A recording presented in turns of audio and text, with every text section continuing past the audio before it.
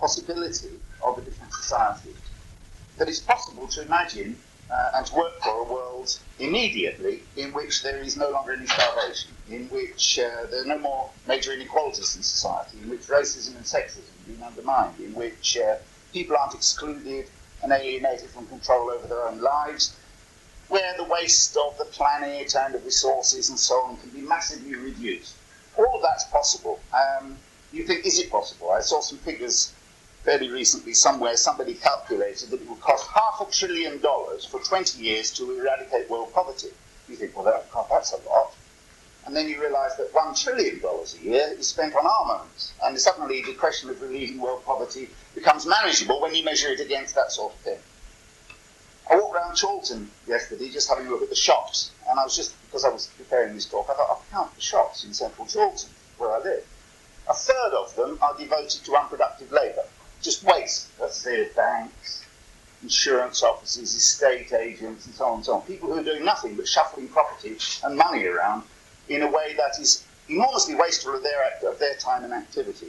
The resource is there to be free for use, in a sense. Now, for Marx, the discussion of socialism begins with capitalism. It's very odd, if you read the Communist Manifesto for the first time, to read it, because you expect to see a great big blast against capitalism. That's where we start today, isn't it? What does Marx begin with? 7 pages, I think, in my edition, a hymn of praise to capitalism. Why? Well, for 2 reasons, I think. The first is that under capitalism, over the last few hundred years, there has been the most enormous expansion of the productive forces of humanity.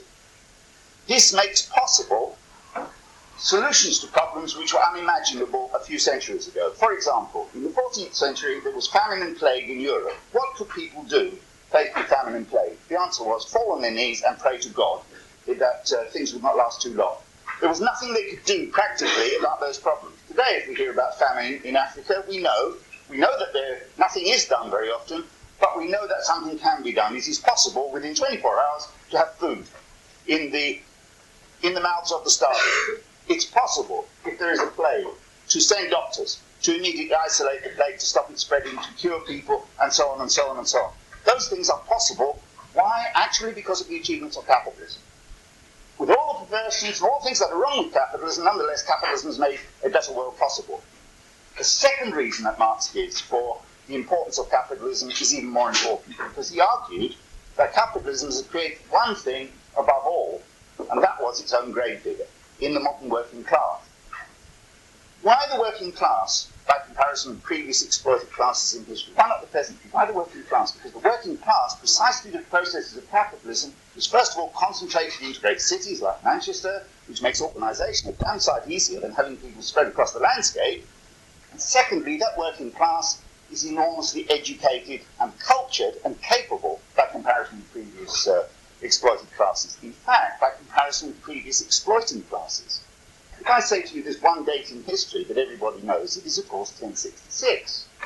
In the year 1066, William the Conqueror, a 5-foot pygmy from northern France, arrived in Hastings with a band of knights on horseback, armed with spears and swords, with a following of a few people with bows and arrows. And they conquered England, as famously, and they set up the most united kingdom in Europe at that time. Compare William the Conqueror with supposing somebody tried to get, arriving with some horsemen and bows and arrows and a bit of armour on the beach at Hastings. I tell you, 6 unison members, reasonably lightly trained in the use of machine guns, would deal with them in no time. I mean, the fact of the matter is that modern workers are immensely capable by comparison with... William the Conqueror was completely illiterate. He couldn't write his own name. The reason when the Queen, to this day, signs a law, she writes, well, she probably does write it now, La Reine la veut, which is Old French, Norman French. Why was it written, Le Roi le veut, the King wants it? That's what it meant, the King wants it. Why was it written? So that William the Conqueror could put a cross underneath with a pen, because he couldn't write his own name. He was an illiterate. Now, there's still some degree of illiteracy, but the typical worker today is immensely more capable than the ruling classes of the past. So where's the capacity? Capitalism has created the capacity for a different kind of society.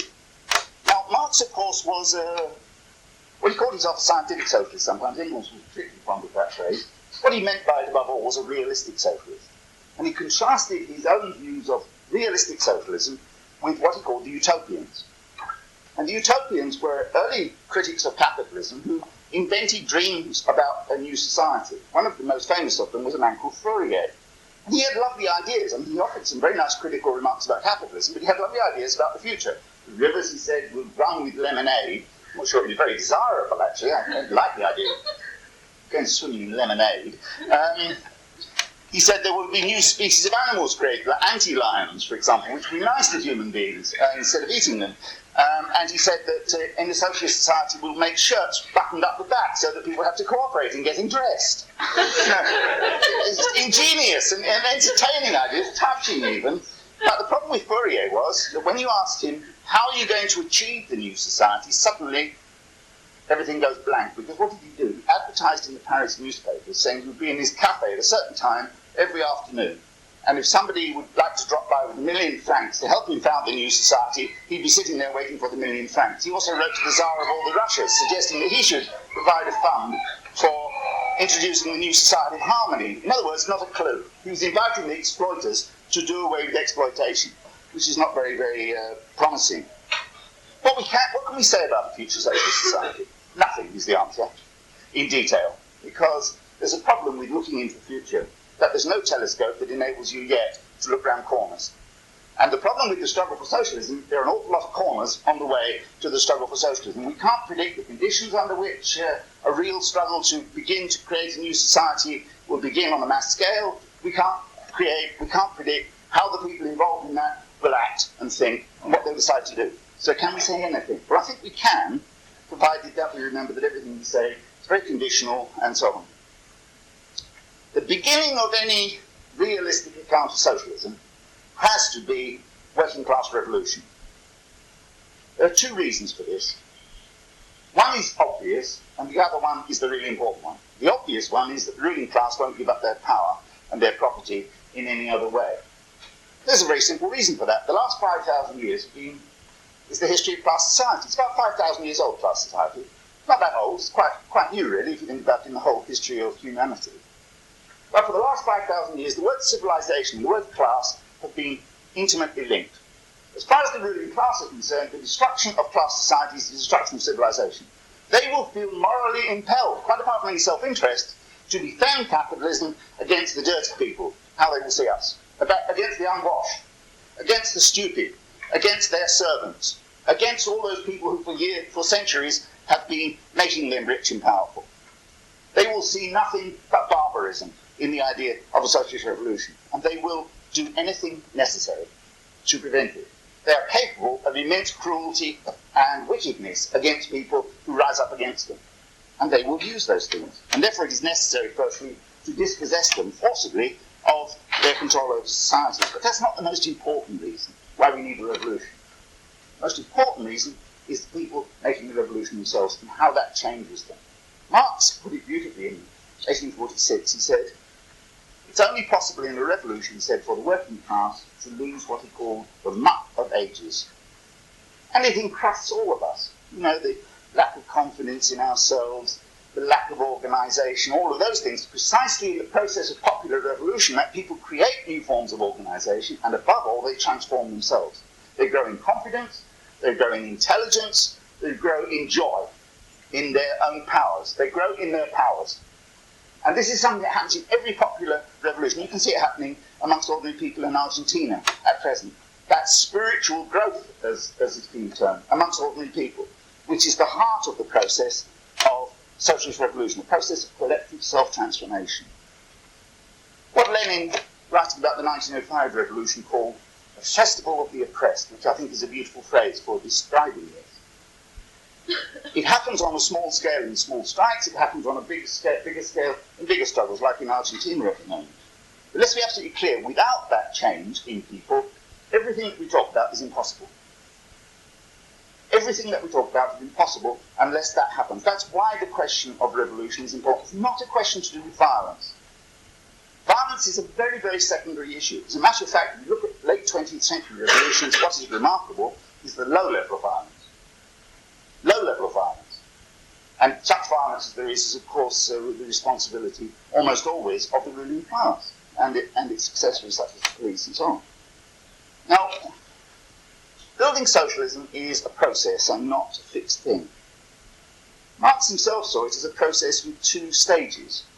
He saw, first of all, he said there will be what he called variously the dictatorship of the proletariat, and we might want to call it a workers' state. And in the long run, he said, in the far future, a full communist society would be possible. Let's be absolutely clear. For us, anybody in this room, however young, even the baby, they won't live under communism. Even if we have the social revolution tomorrow, under the most favourable circumstances, spread instantly across the world, full communism is something for your great-great-great-great-great-grandchildren to dream about. Because in the interim is the process of the remaking of society, and the remaking by people of themselves in the process of remaking society. And most of the time I want to talk about a future socialist society, or workers' state, if you like, and the first developments towards a socialist society, rather than a completely formed communist utopia where perhaps indeed there will be the odd river running with lemonade, though personally I doubt it. Let's assume the worst possible beginning. Always Gramsci put it very nicely. He says, the communist is characterized by optimism of the will and pessimism of the intellect. So let's assume things will start on the worst possible basis, which is very likely after all, and that is to say that it will begin with a massive crisis of capitalism. Why is that the worst possible basis? Because of course it means the breakdown of society in all sorts of ways. It means that millions of people are suffering from the effects of capitalism. That things are not working well. That's precisely what may and will impel people to think about changing society. It reaches that condition where they say we can't continue in the old way. And crucially, we know that we can't solve the problems of society unless we push the ruling class aside, because they stand in the way of a rational solution to our problems. You get a smell of this in 1981 in Poland. There's this massive workers' movement, Solidarity in Poland, 10 million members, organising factories, and massive economic crisis in Poland. There were shortages of everything, and people were facing the winter in 1981 in Solidarity, thinking, what are we going to do? Pensioners are going to starve and freeze this winter. We must, they said, set up what they called winter aid committees. And they started talking in the leadership of Solidarity about establishing winter aid committees to organise fair distribution of food and fuel and so on and so on. The beginning of popular control over society. Eminently sensible. You can imagine that's the kind of thing that people would have to do. Tragedy of the leaders of Solidarity was that they didn't also say we must overthrow the government. They left that till 1989. It took another 8 years before they got around to that. The result was that in the end the military stepped in with their aid committees and crushed Solidarity in the process. The crisis is there. What are we going to do about it? There has to be a seizure of power from the rulers. There has to be the formation of a new kind of state, of what's sometimes called a workers' state, and I'll say something about that in a minute. But it faces a set of interrelated tasks. Politics, and economics, and culture, and ideology are all tied together in a knot. They're not separate things that you can discuss one, they interconnect with each other. What's meant by a workers' state? It sounds a very frightening term, isn't it? Workers' state. What does it mean, essentially? Well, Marx talked about it in 1871. He learned from the Paris Commune, that brief flourishing of popular democracy in France in 1871. He said essentially what it means is that society is governed by elected, recallable delegates on everyday wages. Nobody's privileged from being part of the government. That's the essential principle. You look at revolutions after that, the 1905 revolution, the 1917 revolution, all the way to the 1956 revolution, the Polish Solidarity movement, you see something else being added in the 20th century by more advanced workers' movements than existed in Paris. In Paris in 1871, the average workplace was less than 10 people, which means that the average workplace did not have trade union organisation, mostly. It was smaller than the local primary school, in fact.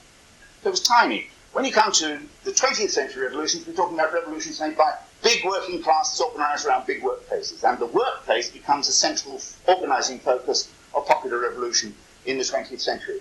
The Hungarian Workers' Council from 1956, for example, are organised centrally around workplaces. The workplace becomes a key organising focus. We can't specify in advance how workers' councils or workers' state will be organised, what its constitution will be, how different people in different parts of the country will be represented, and so on. That is up to ourselves if we're lucky enough to be around when that's happening, or the generation of the future, depending on how optimistic you are. I'd like to be there myself. It's open to incorporating pensioners, incorporating school children, incorporating college students, and so on. It's a very flexible form of organisation. And it doesn't just extend to, if you like, what we think of as politics today. It extends to questions to do with the law, with the law and order in society.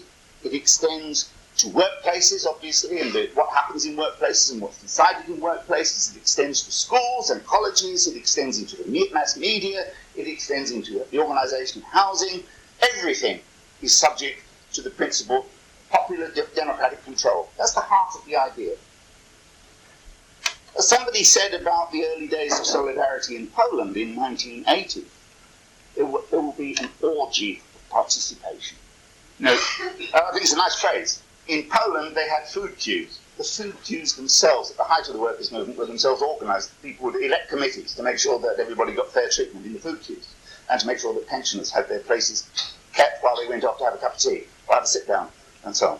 That was the height of the movement. When it became demoralised, people started fighting in the food queues. That's another matter. But at the height of the thing, there's this orgy of participation affecting every feature of life. Creation of a mechanism which belongs to everybody, to the mass majority of the population. It means immediately undercutting hierarchy in society, undercutting bossing, the releasing of popular creative energies in a framework in which people can flourish and decide things and discuss amongst themselves, and the discussion will matter because it will have an output which will be part of the discussion. Of course, it's still a state, in the sense that it's still authoritative. Revolutions, as Engels remarked in the 19th century, are the most authoritarian things there are, because it does actually mean, for example, the seizure of the property of the capitalist class.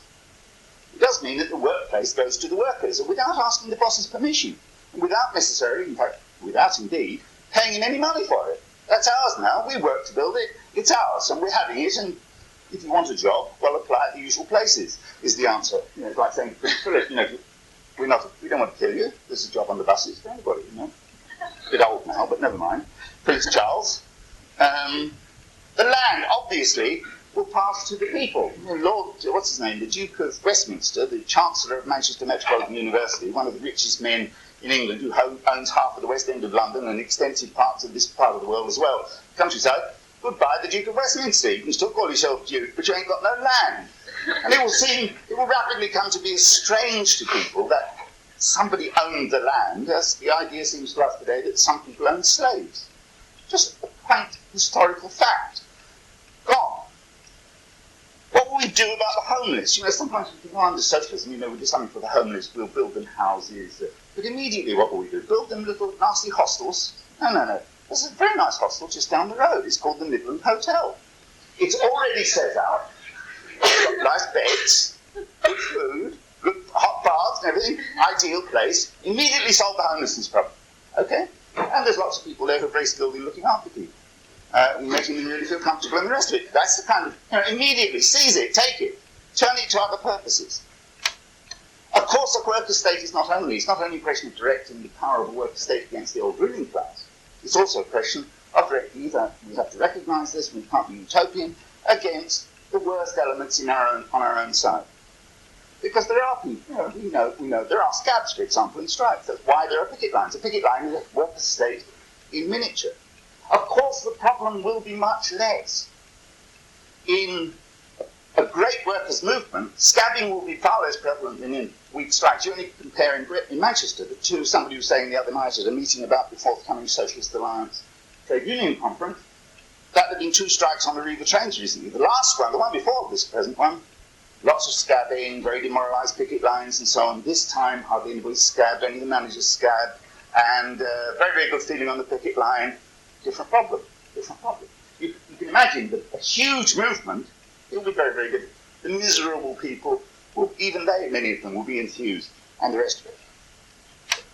One thing you have to say, you have to recognise from the beginning, no revolution begins everywhere. It always begins somewhere. It has to spread. The question of the international spread of a revolution is an absolutely vital question. The isolation of a revolution, as we know from the history of the Russian Revolution of 1917, will lead inevitably, by one means or another, to its defeat. The ruling classes of the world will be upset, horrified, fearful, angry about, filled with hate at any workers' revolution in any part of the world. They will do everything they can to undermine it. On the other hand, what will be the response of working class people to such a revolution, of going far beyond what we have seen in our own lifetimes, the response will be immensely enthusiastic. The question is fighting for the spreading of such a revolution. And the means are much more available to us than they were, let's say, at the time of the Russian Revolution in 1917. You have only to think of the impact of the mass media today. 1917, the New York Times, for weeks and months after the revolution, was still talking about a figure called Lenin-Trotsky, as if they were the same people. It was so ignorant, they didn't know what was happening. And the New York Times is a paper which attempts to provide the facts. They've got it all wrong, because they had no... Then you look at something like the student movement in Tiananmen Square in 1989, the camera is there, you're there at the minute when it's happening. The possibilities, therefore, of things spreading faster and so on are very much greater. The Socialist Revolution has to begin the process of economic reconstruction of society. Now, we shouldn't be utopian about this, though there is no question there will be lots of utopians among us, and we will have some wonderful arguments about what we can and should do and what we can't do and so on. I want to be very, very non-utopian in setting targets for a workers' state, economically. I think the first target should be to get back to the best level of capitalist production that there's been under workers' control. That is something which the working class historically has never done. The Russian workers did not succeed in doing that under their own control. Of course, production was revived. By the time production was revived in Russia, it was already the case that the revolution was degenerating in the early 1920s. Get the railways working again. That's an unimaginable task. Unimaginable for Blair, but not unimaginable for the working class in this country. Get hospital wards which have been closed opened again. They're all over the country. There are closed hospital wards. Get them opened again. Mend and improve schools. Utopian notion. Put roofs back on schools.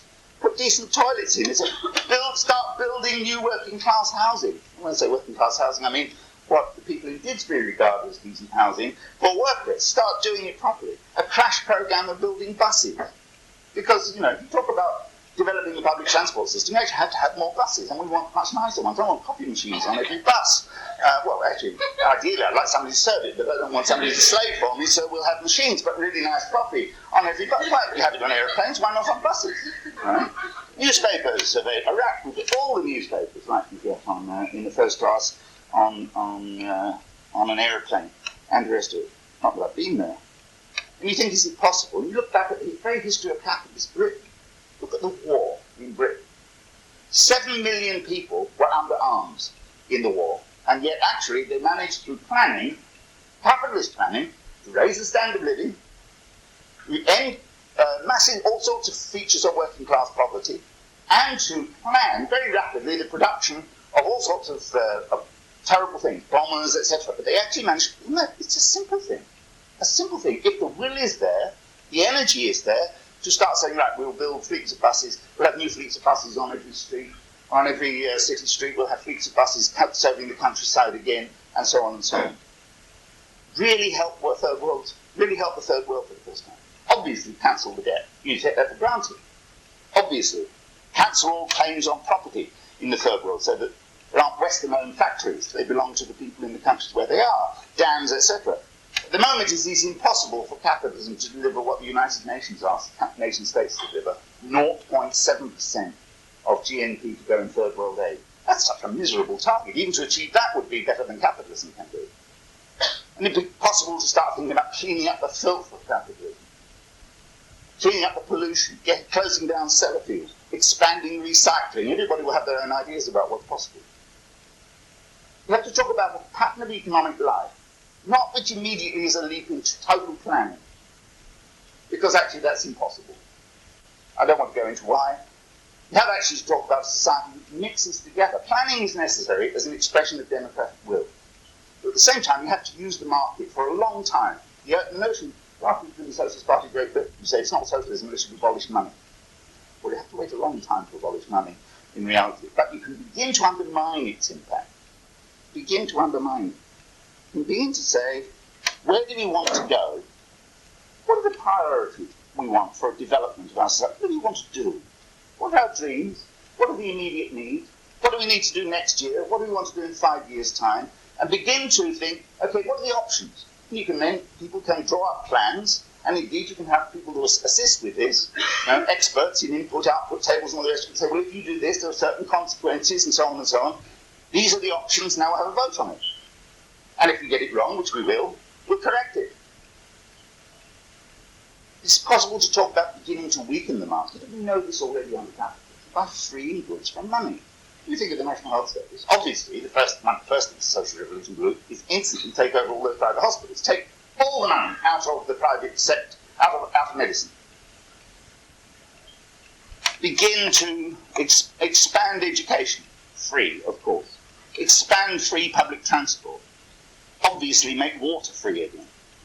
Obviously, the parks, which are already free, will be spend more money on them, making them nicer places. Obviously, only in the last few months we've had the freeing of entry into museums.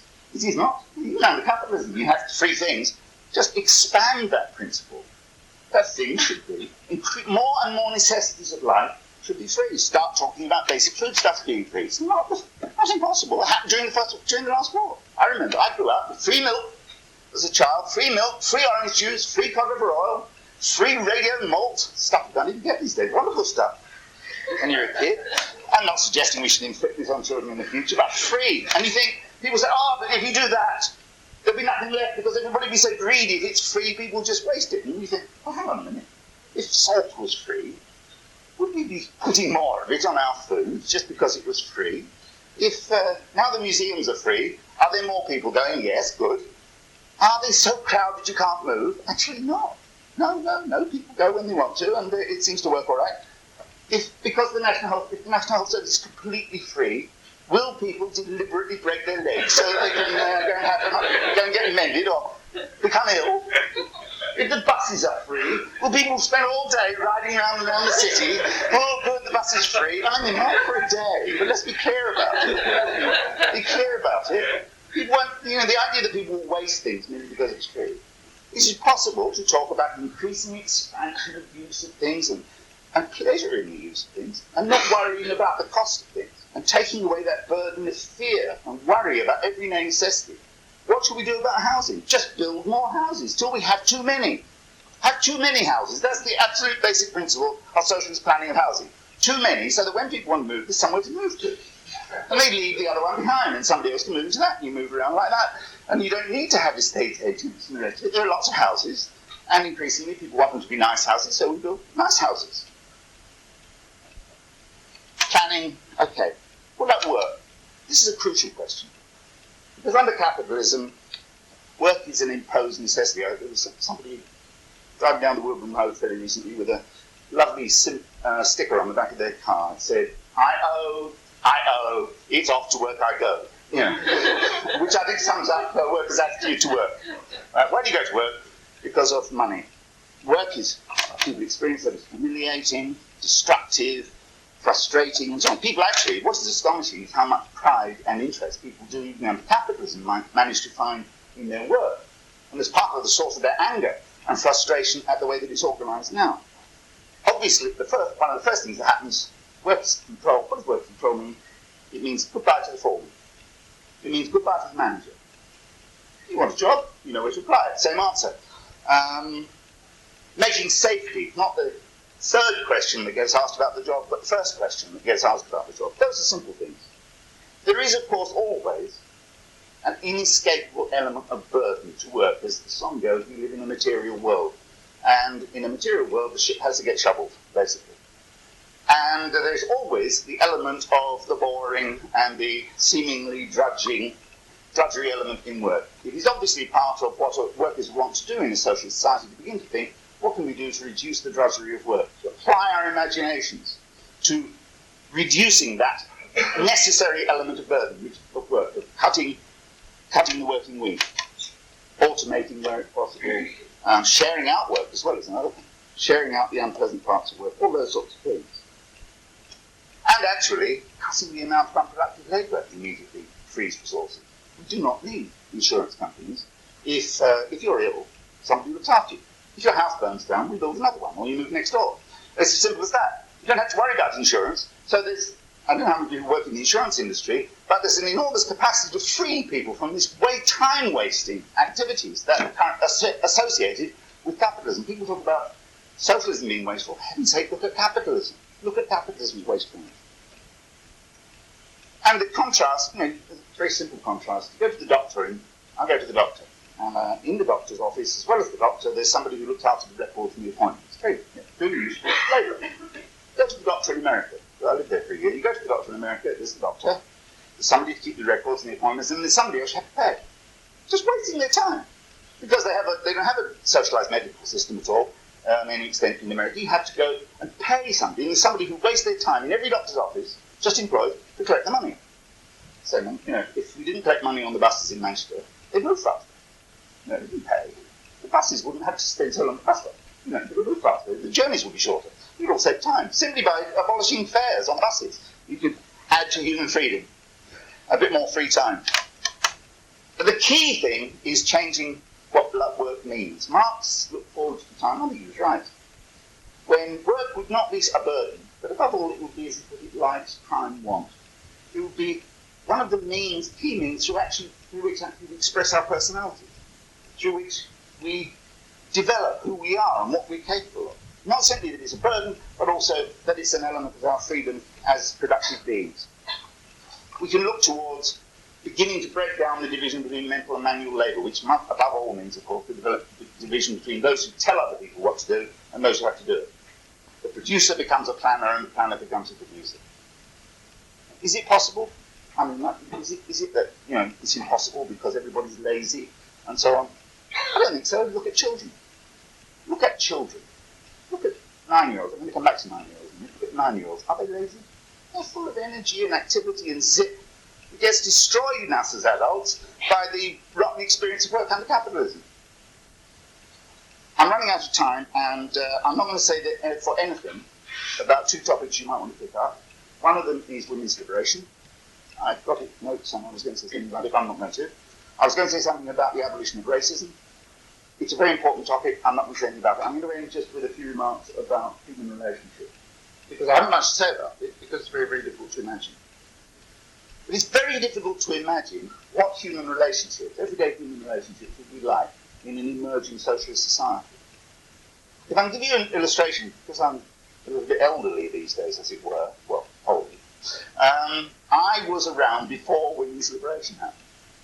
It was impossible to imagine before the women's liberation movement happened what it would be like to have had a women's liberation movement, have women challenging their status in society, their position, their place in social relationships and so on. Okay, most people in this room have grown up with that assumption. Imagine now all the things that will be challenged and the new ways in which people will think, we don't have telescopes, I said, that can look round corners. We don't know what it will be like. Because our account of human relationships and our understanding of what human beings are and what they're capable of is so bound up with existing society, with the family, with the insecurities of life, with the competition in everyday life for jobs and for security and everything. That is very, very difficult, very hard to think, what will people be like in a future society? I mean, imagine in a world in which the family is shrinking, is a world in which Freud will no longer apply. Take away the family, and Freud, Oedipus complex, where who was father? There were all these nice people around when I was growing up, will be the answer. I don't have an Oedipus complex because Oedipus wasn't around. New generations, I think we have to say, will explore the potentials of human cooperation and grow in ways which are very, very difficult for us to grasp. I mean, I'll come back to the 9-year-old. Imagine a world in which the confidence of a 9-year-old child is implanted in a 50-year-old. And think what the world would be like if that was generally the case. That outward-looking confidence and boldness about the world and belief that you can do anything, basically. Imagine that in a 50-year-old and a 60-year-old and a 70-year-old, and you begin to think that's what society might be like. Of course, there will still be grief. There will still be pain. There will still be sorrow. They're an inescapable part of human life and human experience. We are materialists. Socialism will not get rid of death. we will all pass on and hopefully be mourned greatly by our friends and our comrades. But those things will still be there. We'll handle them in different ways. We'll probably handle them better than we do in our society, but we don't know how. There will be an immense process of human enrichment and the growth of human individuality and freedom in the widest sense. Human emancipation is at the heart of this vision, I think, of what we understand by socialism. I'll end by saying this. Is it possible? Yes. Is it inevitable? No. It's not inevitable because we know that there is always an alternative. Marx and Rosa Luxemburg both said there is a choice for humanity facing for either socialism or barbarism. If you look back at the 20th century, the Holocaust, look back at Hiroshima, look back at the waste of resources on weapons, look at the destruction of the people in Afghanistan from the air, and so on and so on. You can see the alternative all too starkly. We have a world to win, comrade, but we have to struggle to get it. And sometimes, alas, the struggle to get it is not always about divisions. It's about extremely petty things, and we have to engage in those as well. Anyway, thanks for listening.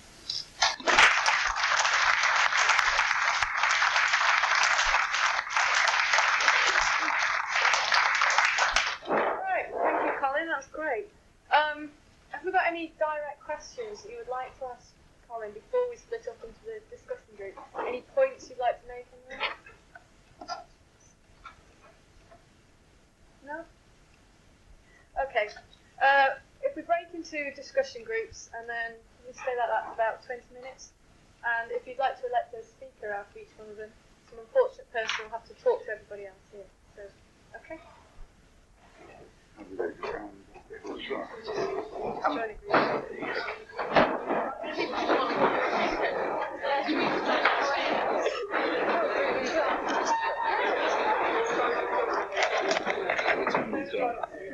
Discussion. Find the immediate aftermath of revolution and how you deal with reaction, and basically we centered on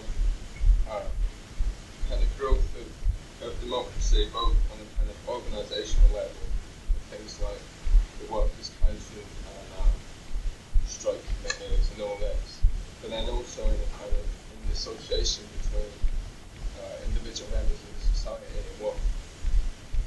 How you get along, you know. I'm saying to Jake actually that if he was to come out for a cup of tea just now, I probably wouldn't charge him for it, you know what I mean?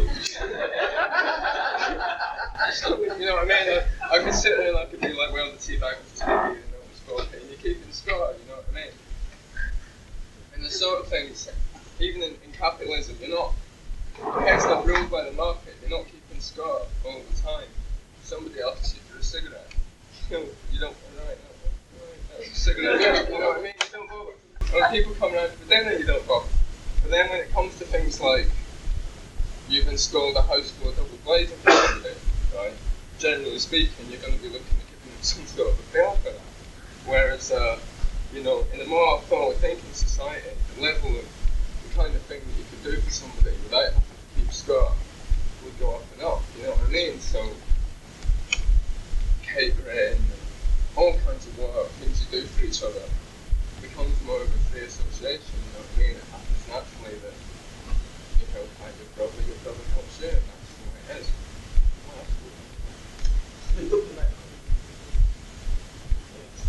The technology, right, the kind of, capitalism's had this tremendous drive to develop new technologies, and people bother with it, people really know their DVD. And what some people are concerned about is having seen the combination of like the hardship of like a fledgling revolution, what it's struggling against, and the material hardship that brings. People start to associate that hardship with revolution and a kind of post-revolutionary situation. People are worried that socialist society or a worker state wouldn't have that same drive to develop all these kinds of things that people really like. But then kind of opposing that argument, there is an argument that obviously a lot of kind of scientific knowledge and the scientific work which is done by people is wasted, and that a lot of it is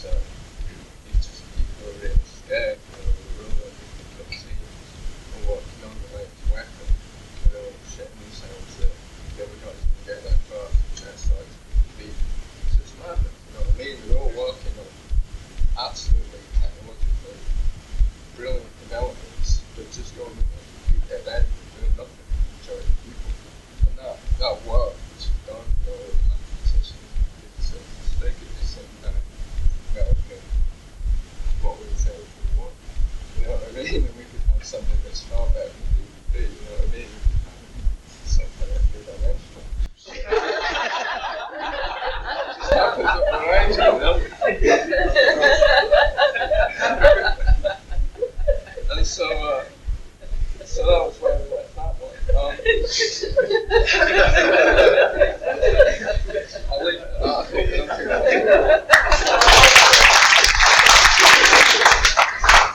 Okay, next speaker. Well, we kind of thought that we never really spoke to the subject really. We never really spoke about it because the company started off with big saying that we thought things have got worse in terms of what's happened in the last 50 years. So then we went, I think we're going to look at the context of movement just now and what's happening in the world, whether what is happening, whether people, how to get people involved. And so we looked at the examples mostly, and we had to give an example of history. And so basically, it's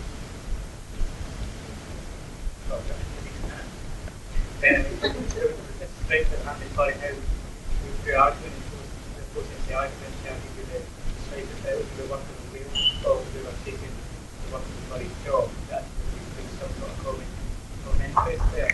We were strength both children and parents and stuff like that.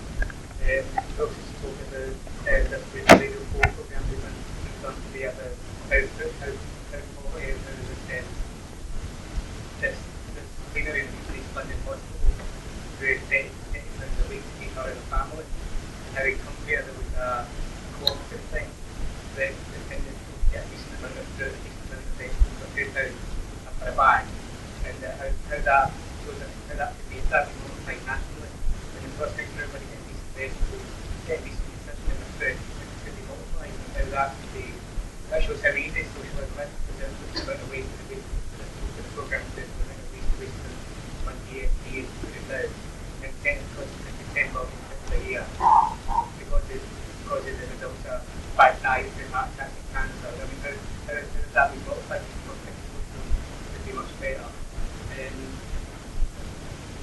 So we kind of, the point last point, the communication was about, you gave a wish list at the end. At the end of that, we fussy things like that. How would that come into fruition? I mean, was it going to happen overnight? How would you decide that? So we should have thought it was maybe when after more democracy that was involved in that, then the easier it would be, then there was a less chance of the kind of it wouldn't happen again. I think we would say that we were optimistic about the prospects for the revolution, because well, we were optimistic because we saw that, and we give the example of the demonstration that happened in Manchester at the start of the war, where they found that the state force people in the triangle started shouting wars not bombs. And for me that gives us a sense for socialism, because people can make that jump. You know what I mean? That idea, I jumped at an idea that another world is possible. Okay. Next speaker. So we didn't quite develop it quite right as people were into the square of the TV.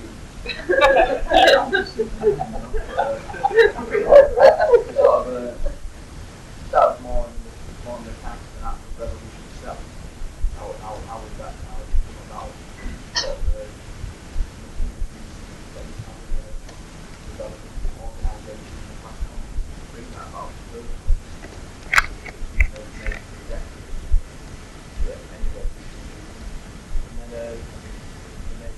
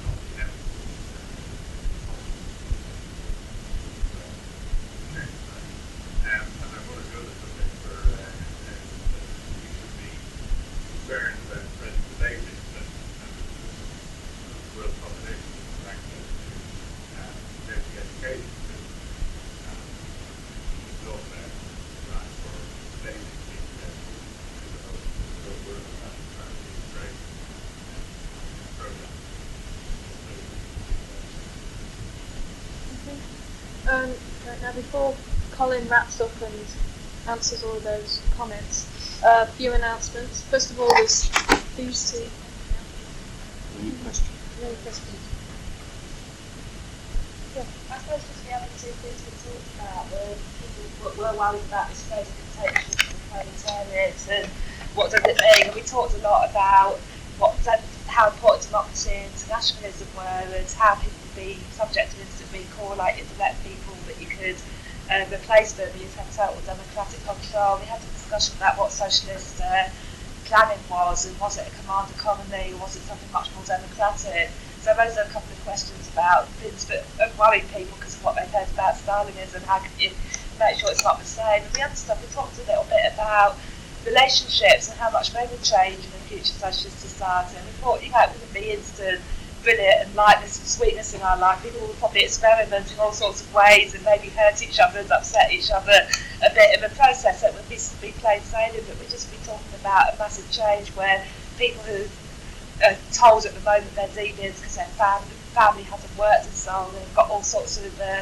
feeling down about it and unconfident all the time, won't have that pressure where people don't feel they all have to conform to some rigid structure and that they're a failure if they haven't managed to make that work, and how it would liberate and create the possibility for people to grow in confidence and grow in human relationships with each other. Okay, President.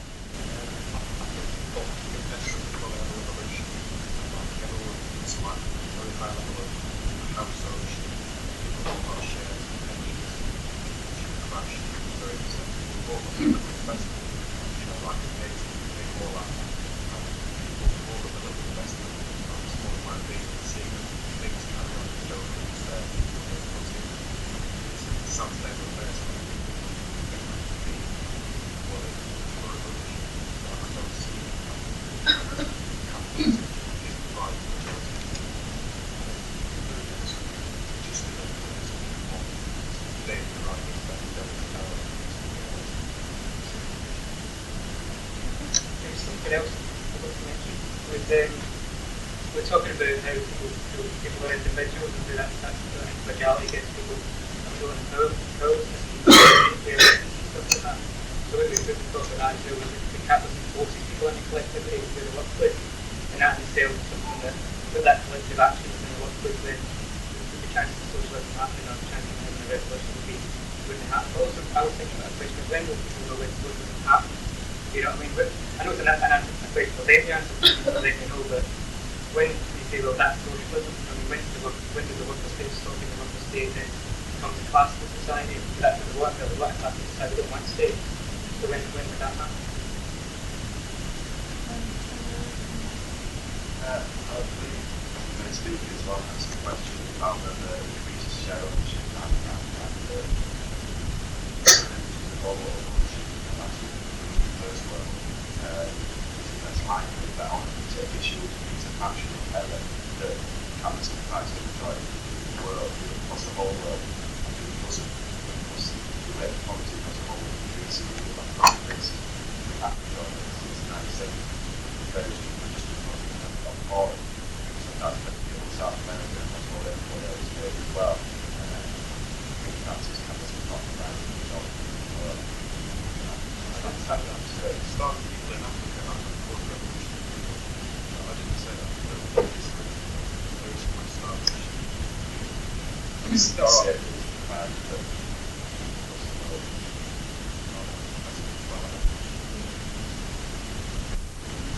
I was thinking that maybe when it comes on the revolutionary movement, the revolution, maybe that's the historical context. What happens to the revolution that happened? I'm not going to tell you actually the prospect of having a revolution might be not all that nice. So I think maybe the actual concept of revolution itself needs to be altered in people's minds. Not it would happen, it will be overnight affair, down, head job, and that sort of thing. It has to be quite peaceful. It should happen in the right ways.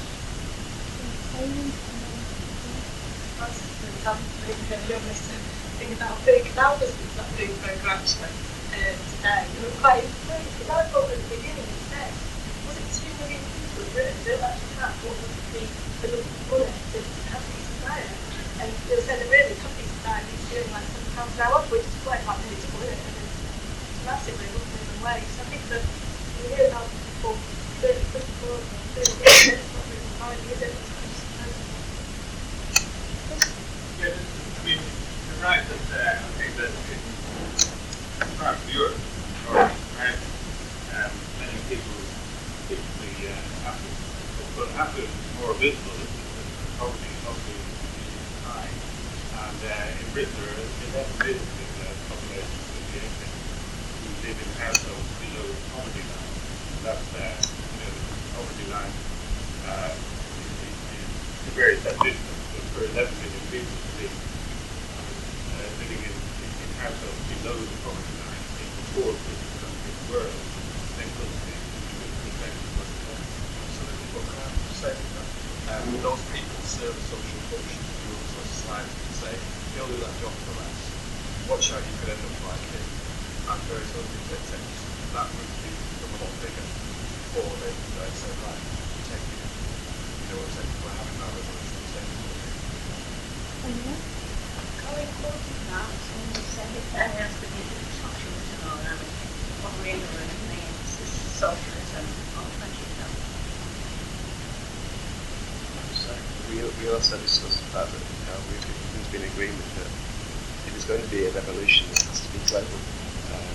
It has to be global because mistakes of the past just that it wasn't global. It was localised and giving the ruling classes the real time to mobilise and do something about it. And we do have to start thinking the world does have to start thinking. Is there anybody else?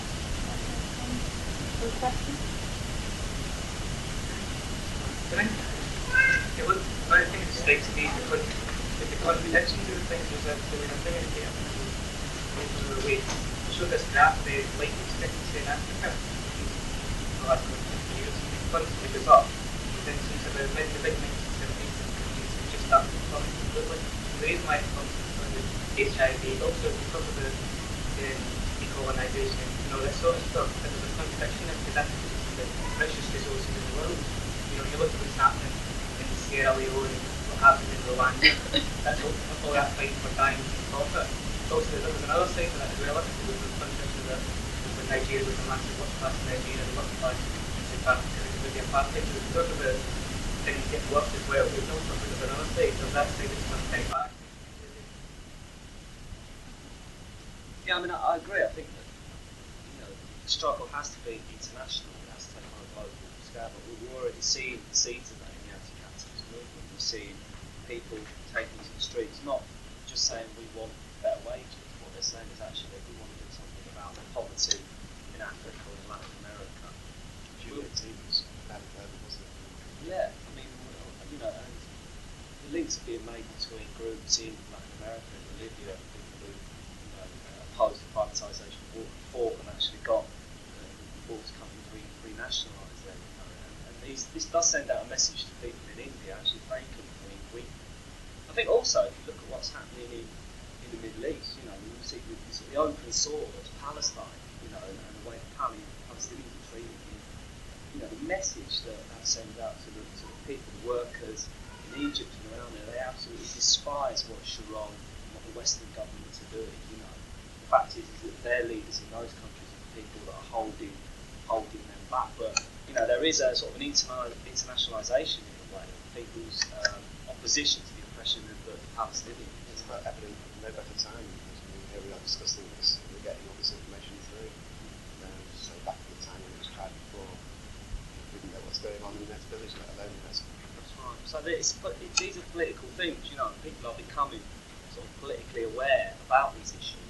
Like yesterday, for example, we were on a protest in London, and it was only small, 600-800 people there, but the fact that there were film crews from the Middle East, it takes the message back to millions, hundreds of millions of people in the Middle East that actually there are people in Britain who oppose what Sharon, America, and what Britain are doing, selling arms to this terrible regime. So, the media that can work for people to try and hold revolution don't actually work against them as well. It can send the messages out, and that is how we can help push forward the sort of our view of a future sort of socialist society. Very common cynic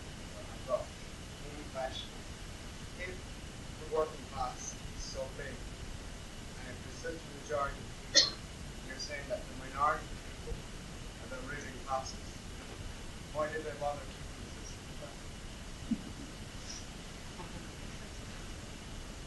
If people have this power at their hand, and there's such a big group, why did they bother?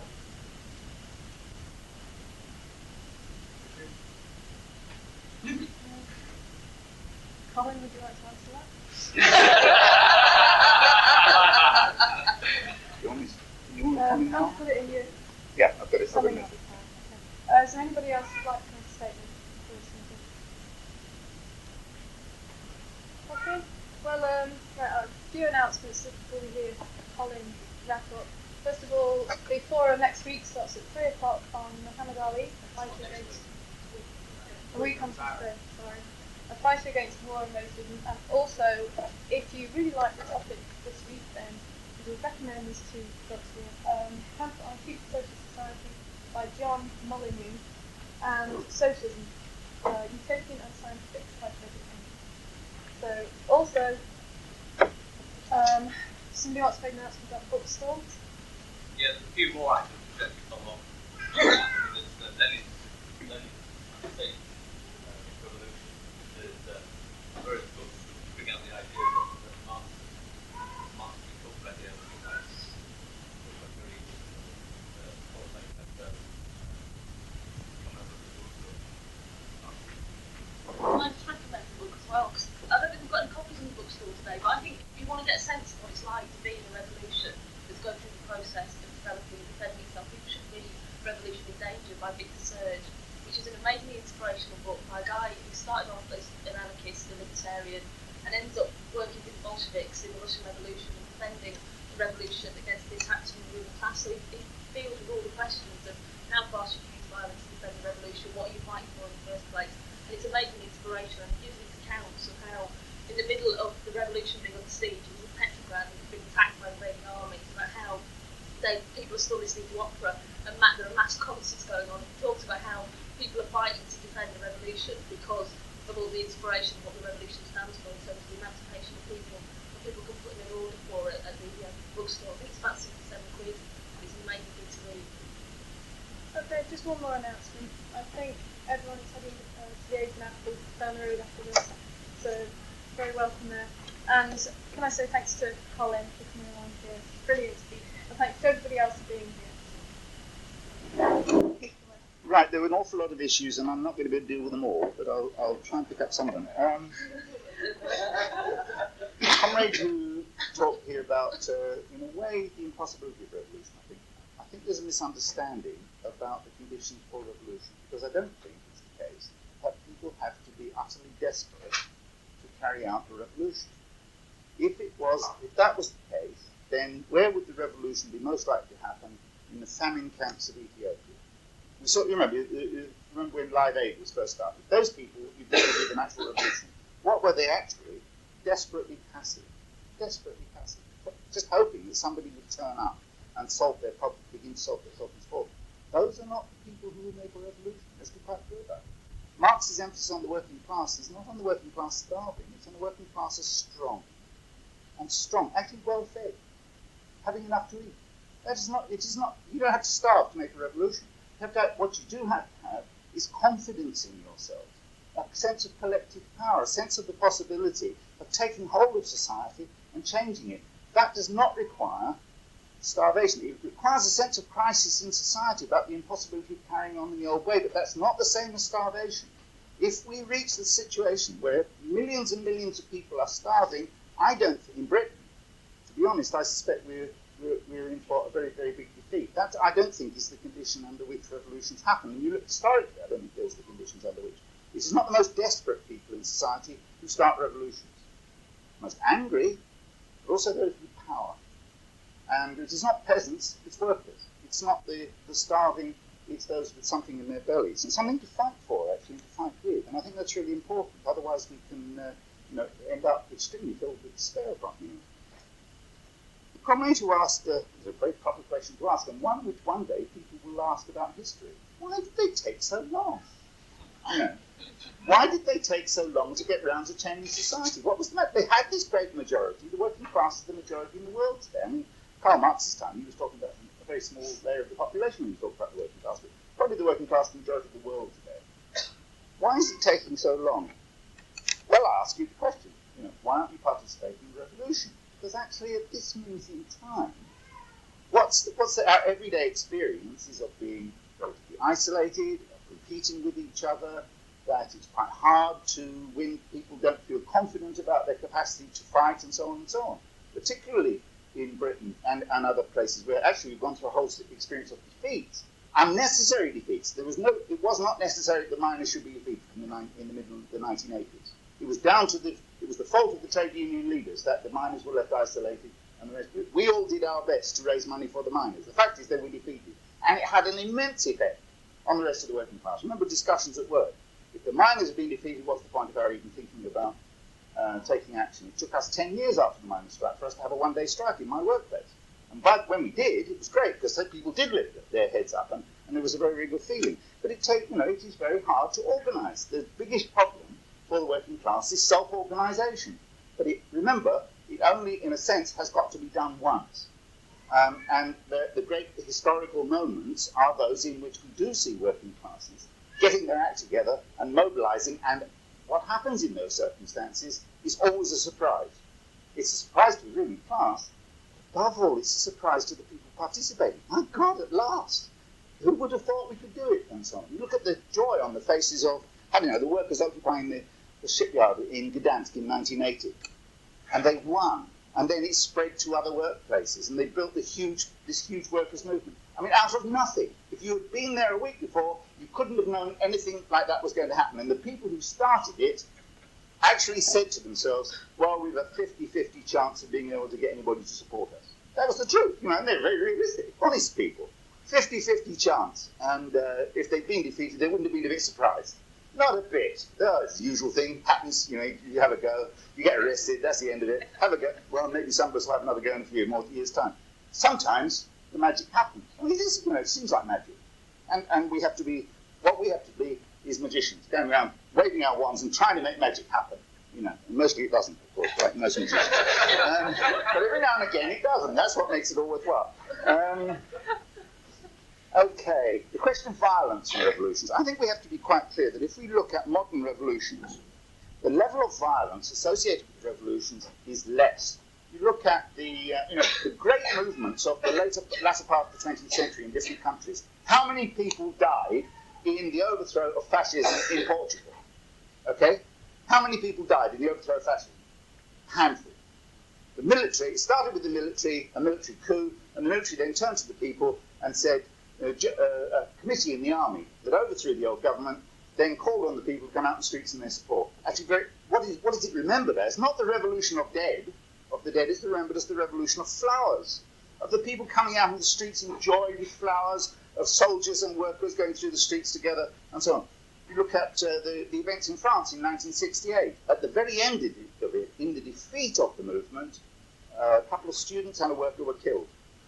But actually, do we remember it as an occasion of death and violence? No, we remember it as the explosion of imagination, of workers taking over factories, the workers in the Berlier factory who took the letters of their factory down and put them up again so now it read the Liberté factory. That crazy imagination at play is what we're talking about when we talk about revolution. You look at the events in Poland in 1980-81. I mean, I'm particularly fascinated by this guy. I've got more involved in that than anything that's happened in my lifetime, I think. The first 9 months of those 10 million workers joined the new trade union movement within a matter of months. And they occupied factories, there were mass strikes, and so on and so on. There was hardly a punch thrown. The first significant violence was 9 months later when the police beat up some strikers, and what was the result? The reaction, a national general strike was the response. It's not the case that we have to, fundamentally, when the working class acts in and is strong, the question of violence disappears largely from the scene. Because the ruling class does not dare to exercise its violence, the police certainly do not dare to exercise violence, because they'd just be swamped. And therefore the whole balance of things changes in society. I mean, you have to think about the perfect revolution, let's be clear about it, is the revolution in which nobody gets a bruise. Why is it the perfect revolution? Because it is a completely strong revolution. The great majority are determined, the great majority are having a wonderful time, and actually the question of violence disappears. Violence is a measure of weakness. Look at the East European revolutions in 1989. Poland, nobody died. East Germany, nobody died. Czechoslovakia, there was a rumour spread by the government that a student had died, but actually nobody died. Romania, hundreds of dead. Why? It was much weaker, the movement initially. It took time to gather its forces, and so on. So I'm not bothered about the question of violence, because fundamentally I don't think that in a country like Britain today, the question of violence is a central question of our popular revolution. I don't think that's the issue. The question of misery, of feeling defeated, those are significant questions, but not the question of violence. I don't believe this is. One other thing, maybe I'll pick up one other thing. The question of inevitability. There is no inevitability to socialist revolution. And the comrade who spoke about the alternative being fascism, absolutely right. You know, that, I mean, it wasn't socialism or anarchy, I said, socialism or barbarism. What is barbarism? Barbarism is the fascism. In the modern period, that's what it means. The threat of the BNP and all is real. Let's not kid ourselves, it's real. What will it mean? Violence. It will mean communities at each other's throats. It will mean people being attacked on the streets. It will mean fire bombings of houses. All those things we've already begun to see, all of that. That's one possibility. And it is a real possibility. The question is then, what's the alternative? You know, can we organise against it, etc., etc.? There is no inevitability to socialist revolution. It remains the case that the United States is armed to the teeth with the most terrible weapons of mass destruction. The Russians have them, the Chinese have them, the Indian government's got them, the Pakistani government's got them. It is still possible, for heaven's sake, it is possible for the world to be blown up by our ruler. Okay? We can't ignore that possibility. That's one possibility. Is there any sense in which we can say socialism is inevitable?